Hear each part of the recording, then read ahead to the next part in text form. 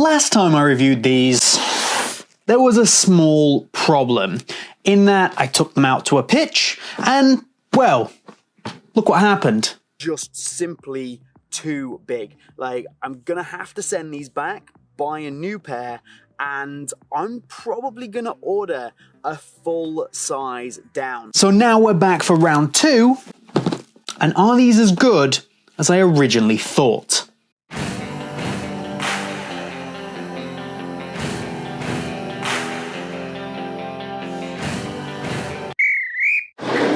What's up guys, I'm James and welcome to BootWizard Boot Reviews, and yes, we are going to look at the Lotto Maestro 100 version 4 today. Again, so we've been able to get these out on the pitch in a size that actually fits me, and I've got a few more thoughts, some more details to cover, and give you a really solid rundown on whether you should pick up these boots and whether they truly deserve that underrated Boot of the Year award I gave them a couple of weeks ago. So of course, do your normal stuff, like the video. If you're not already subscribed, get subscribed, and if you can support the channel, please head over to patreon.com/BootWizard, and if at any point you feel like, oh, I really want a pair of those, hit the link in my top comment where you can find a place to buy them. Let's get on with it.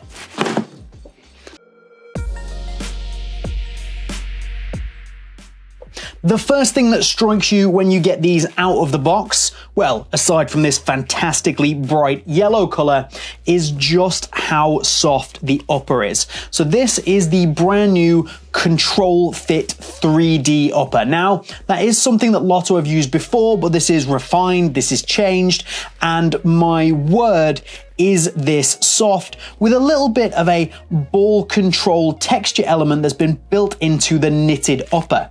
So this is a knitted upper with overlays. So you get the ball control element and then you get the Control Fit overlay down here, which is designed to give you better lockdown and responsiveness, some more structure through the midfoot of that boot, which is actually a really good idea because the upper is so soft that if you didn't have that Control Fit element, which is something we saw on the previous generation, we might be looking at a pretty sloppy boot. Where this one-piece Control Fit 3D knit upper with an ergo tongue, that was a lot of words, really seems to be a step up from the previous generation, as well as the increased softness. The previous gen was super soft and super nice. This is even better, is actually in the shape of the boot. They've reshaped the whole design to be more anatomical, and I think that absolutely shows through. You could argue that there's maybe a tiny bit of extra volume here through the midfoot, but the way that the boot is shaped just wraps around your foot really, really nicely and gives you a beautiful, comfortable feeling on feet because it is so soft. It does have an element of padding. If we just go down into the toe box area here, you can feel the liner, you can feel the padding that's between the outer and where your foot sits. And overall, it's just a really premium, comfortable feeling. And the way that that translates into a touch on the ball is fantastic. If you're looking for something to move away from that barefoot touch that everything seems to be trying to give us these days, something with a little bit more of a premium, classy, padded vibe, something that's moving towards what you'd expect from maybe a classic leather boot, even though it's not like that, that is the general area you're going to be in, then this is well worth considering because this is so unbelievably soft. Like, I can't get over how soft this is and how beautiful and classy your touch on the ball is with that. Now, the boot, the upper does wrap closely to your foot, which is great, but it is obviously a little bit padded, so you do get a little bit of a dampened sensation. So if you're looking for sharp, raw barefoot, absolutely not, but I have no complaints with this, and as Lotto's control boot, I think this is a really perfect direction to go in. You'll also see the laces have been pushed into an off-center position. Now, of course, this does give you that slightly larger striking surface, but at the same time, the main reason for this is about the fit and the comfort of the boot. As I said earlier about it being designed to be more comfortable, designed around the shape of your foot, ergonomically designed, that's what this is all about, moving that lacing system across slightly, and it helps. I think the way that this has been put together and the materials used gives it a really premium feel with a real classy touch on the ball and a very smart design in terms of molding it to the shape of your feet. And does have some ups and downsides, but we'll get onto that in the fit and comfort section in just a little bit. Everything under your feet here has also been completely redesigned from the previous generation. Pretty much the only thing that retains is the PFX, the Punterflex technology, which honestly Lotto have been using for about 10 million years now, and it's nothing really more than the flex groove to allow the boot to flex up in the right areas of the boot, and it does a good job. But while we are talking about flexibility, this is a fairly flexible sole plate, but not in a bad way. It suits the style of boot and it's not over flexible, even if you do get a little bit of flex through the midfoot of the boot. I'm not against it. Again, because of the design of the boot, the feel of the boot is correct, giving you that little bit more movement. However, what they've done is they've added this BFC section. So this is the biomechanical foot control P-backs insert, and it's this whole section that runs around the midfoot and the heel of the boot, and is completely designed to give you more stability in that area. And I honestly think without this, the whole boot would be far too flexible. Thankfully, they've added it. It's done a really good job, and it does give you more structure and stability through the boot there. Now combined that super soft upper and that slightly more flexible sole plate, and you do get the control fit element here for a little bit more in terms of structure, but adding all of those elements together, it does mean that this isn't the most responsive boot you're ever going to put on in your life, even if you are held fairly well in place because of the shape. So again, style of boot, control boot, lots of rotational movement and things like that. So you maybe wouldn't expect the most responsive boot ever. And if you do want that, this isn't for you, but for the style of boot, I'm not complaining at all. That freedom, that rotational movement, I think really suits the boot. Looking at the actual stud pattern and stud shape, it's a fairly standard stud pattern, but what we've got here is some slightly more aggressive studs in terms of these chevron bladed studs in the heel, and then up through the midfoot area as well. And these are a really welcome addition just to give you a little bit more bite, a little bit more traction, while at the same time not sacrificing that rotational movement too much, because you do have these conical studs all the way through the rest of the boot. And the thing that this reminds me of the most is actually the Phantom GT stud pattern and stud shape, because you can see they've gone for a very similar concept. This just being slightly more aggressive, where they've gone for more bladed studs and fewer conical, whereas this has gone for more conical, fewer bladed. You can see that it's a very similar concept of conical studs with elements and bladed, and it's exactly the same over here. The GT is a bit stiffer, a bit more rigid, and a bit more responsive, but in terms of overall traction directly from the studs, the stud pattern, the stud shape, this is actually very, very similar to that, and I don't think that's a bad thing at all. A big thing I did notice testing these ones out this time round was the way that the studs are positioned right out on the edge of the boot in certain areas. Now that may sound like it's a bit crazy, like of course that's where they put studs, but these seem to be pushed into much wider positions, and it really does feel like it gives me extra traction when I'm trying to make cuts and movements from left to right. And that's just a clever piece of design, again, for what they're trying to achieve with this boot here, pushing everything right out onto the edge. I maybe would have liked to have seen these pushed a little further forward, but on the whole, I think it's really good design and it's really well put together. Okay, let's talk about the weights. Now, it's a control boot, so it doesn't have to be the lightest boot around. We're not looking for something that's crazy light, but Lotto have been making some very light boots recently. Let's pop these on the scales, see what they come in at. So this is in a UK size 6.5.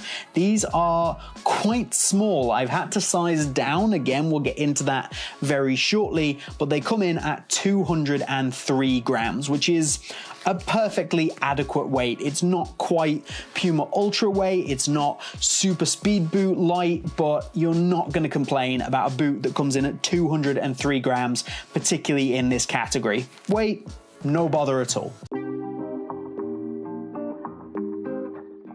Value. Now, I think this is a pretty important category here because Lotto are not one of the big three brands. They're not Nike, Adidas, or Puma. You can look at who the fourth brand are. Mizuno are kind of on their own, producing these really high-end leather cleats. I'm not even sure where you'd fit them in everywhere. Are they fourth? Are they a little pocket by themselves? Anyway, I feel like New Balance have pretty much affirmed themselves as a fourth brand at the moment. So Lotto have to compete to try and take business away from those five brands. And one of the ways that they were doing that previously was by simply pricing themselves lower, which is a very smart strategy. If people are on a budget and they want to pick up a high-end football boot but can't afford to pick up a Nike boot, an Adidas boot, pick up a Lotto. They were making really high quality products that were very highly praised. However, they were selling them at very cheap prices. The price here has been bumped, and we've gone all the way up to £170 to be able to pick a pair of these up. Now, that is only £10 cheaper than what you're going to pay to pick up an Adidas 0.1 level model.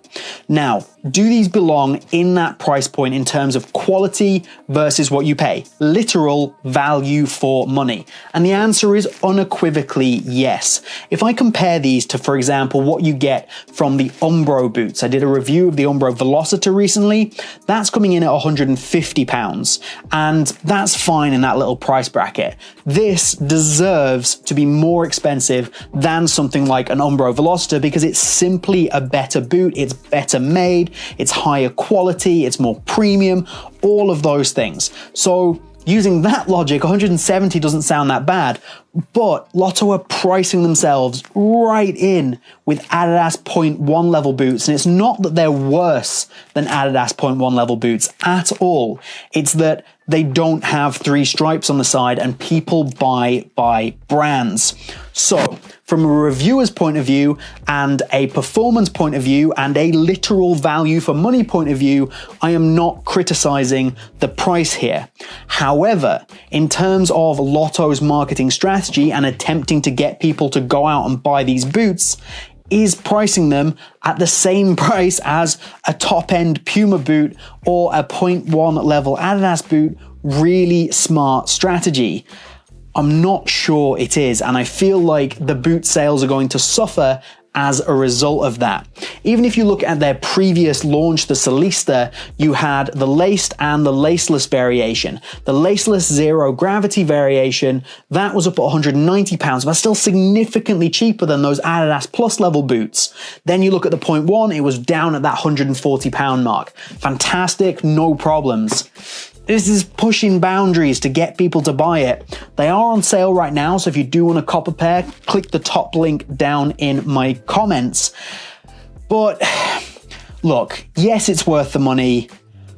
I think they're still going to struggle to shift units at that price, though. I think they're going to have to probably drop into reasonably heavy discount in order to shift enough units to make the boot viable, and that's potentially going to spell negative repercussions for Lotto in the long term, and we might see that their boots end up taking a step back because they're not providing enough return on the investment that they're putting in. I could be wrong, but that's how I see it. In terms of the sizing, these are a US 7.5, which is half size down from what I would normally buy. So the advice is go half size down, right? Nice and simple. Well, unfortunately, it's not that simple. The sizing on this is off, in my opinion. Now, the last and the shape is actually supposed to be taken from that Solista that I mentioned earlier. But because of the material change, it just seems to have spread out the toe box a little bit more, and there's just more room in there. So half size down is the size I need to go, because if I go any smaller than that, I simply am not able to get my foot in the boot. It's too tight and it's very uncomfortable. But even at half a size down, it's still a little bit too much room in the toe box for my liking. I want this to fit closer. And this is one of the problems with the boot. Probably my biggest problem with the boot is that the sizing's off, and it's very disappointing to have a boot that's such high quality where something as simple as getting the sizing right has gone wrong. And I'm not sure at what stage of the process this has been messed up, because as I say, half size down, that seems to be the right size in almost every area, but there's just still too much room in the toe box. And I really, really wish that wasn't the case. So go half a size down. If you do have kind of wide feet in that toe box area, you're probably gonna find you fill it out quite nicely and you don't have any problems at all. But I am a little disappointed that the sizing is off here, even after going down sizes. In terms of comfort, provided the boot isn't too tight for you through the midfoot area and doesn't put a bit of a squeeze on, this is actually going to be a very, very comfortable boot. There's no stud pressure. It's all designed very well. The extra padding makes it comfortable. The liner's super premium. It's just a very comfortable football boot. No complaints at all. But we do have to come to one of the most interesting pieces of design that I have seen in a while, because it's an area of the boot that very frequently gets, well, it just does what it's supposed to do, so we don't need to worry about changing it too much. And if you get it wrong, it can go very wrong. It's the heel. So what we've got here is the Adapto Tech heel, which is basically a knitted heel counter with a very small area of what you would expect to get in terms of a traditional plastic heel counter, which is right down the bottom. Now, this is kind of smart in one way, because what it does is it means that there's basically nothing hard to rub against your foot. It does bend and shape to the shape of your heel quite well, and it adds to the overall comfort and fit of the boot, which is what they are really going for here. But not having that plastic heel counter really does leave me with the sensation that I might just slip out of the back of the boot at any time, which is kind of disconcerting, especially for me, because I really love to feel completely locked into the back.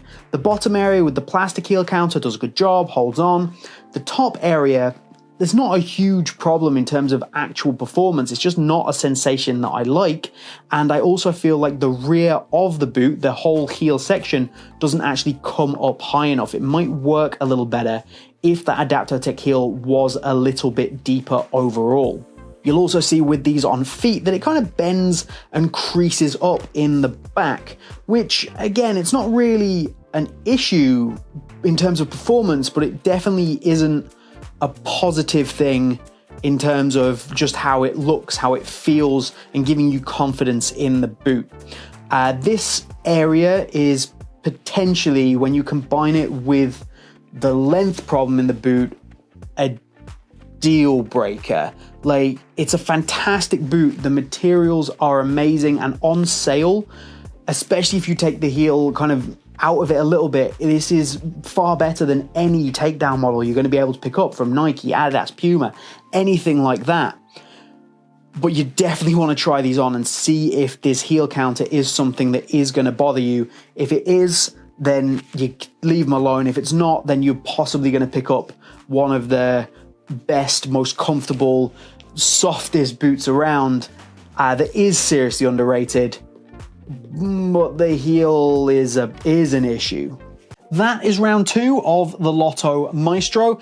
Are there any other boots that I've reviewed previously that you'd like to see me go over again now that I've had more time with them? That's an interesting one. Let me know down in the comments. Hit the like button, get subscribed to the channel. If you want to pick them up, hit the top link down in the comments. And if you can or want to support the channel, please head over to patreon.com patreon.com/BootWizard, where you'll see all the wonderful things that we can do in exchange for you helping out us. But that's all from me here today. Have a good one, and I will see you soon.